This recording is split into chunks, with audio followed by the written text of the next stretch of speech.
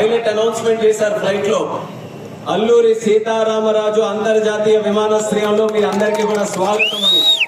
ఆ మాట వినడానికి ఎన్నో సంవత్సరాల నుంచి మనం ఎదురు చూస్తూ ఉన్నాం. వాస్తవానికి చెప్పుకోవాలంటే ఈ యొక్క భోగాపురంలో ఎయిర్పోర్ట్ అన్నటువంటి బీజం వేసినటువంటిది మన విజనరీ లీడర్, మన ముఖ్యమంత్రి వర్యులు శ్రీ నారా చంద్రబాబు నాయుడు గారు.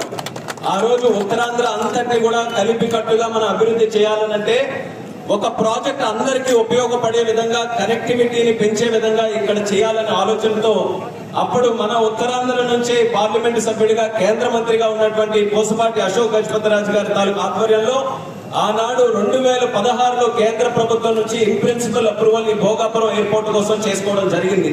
కానీ తర్వాత ప్రభుత్వం మారడం వల్ల, అనేక కారణాల వల్ల, అనేక ఇబ్బందులు రావడం వల్ల ఆలస్యమైనా మళ్ళీ ఆ భగవంతుడి అవకాశం నాకు కల్పించాడు. ఈ మూడోసారి ఈ యొక్క ప్రాంతం నుంచి పార్లమెంట్ సభ్యుడిగా